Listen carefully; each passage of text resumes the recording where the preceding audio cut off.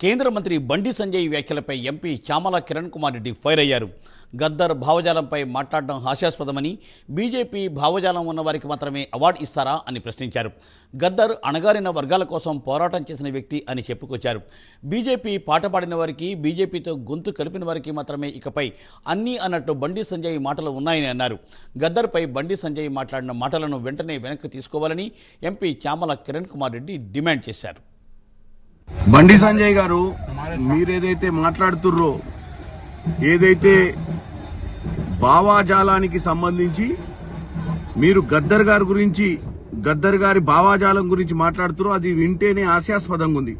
మీరు ఒక క్యాబినెట్ మినిస్టరా, కార్పొరేటరా? మీరు ఎందుకంటే మీరు అధికారంలో ఉంటే బీజేపీ భావాజాలం ఉన్న వాళ్లకు, రైట్ వింగ్ భావాజాలం ఉన్న వాళ్ళకే మేము పద్మ అవార్డులు ఇస్తామని చెప్పినట్టుగా ఉంది.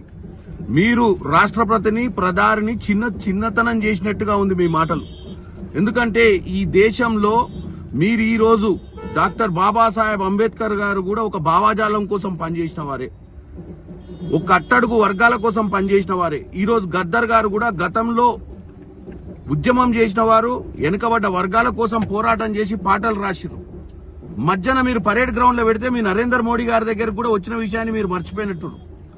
అంటే ఈ విషయం చూస్తే రానున్న రోజులలో భారతదేశంలో బీజేపీ పాట పాడిన వారు, బీజేపీ వంతు పలికిన వారికే అన్ని వస్తాయని చెప్పినట్టుగా ఉంది మీరు. కాబట్టి దయచేసి మీ మాటలు విత్డ్రా చేసుకోవాలి. ఈ దేశంలోనే కాదు, ప్రపంచంలోనే ఒక రైట్ వింగ్, లెఫ్ట్ వింగ్ భావాజాలం ఉంటది. ప్రతి దగ్గర అధికారం మారుతూ ఉంటది. కానీ ఈ అవార్డులు అనేది నిష్పక్షపాతంగా ఇవ్వాల్సినటువంటి పరిస్థితి ఉంటది.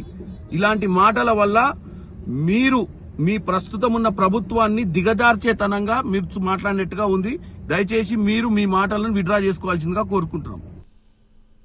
డిప్యూటీ సీఎం పదవిపై నారా లోకేష్ స్పందించారు.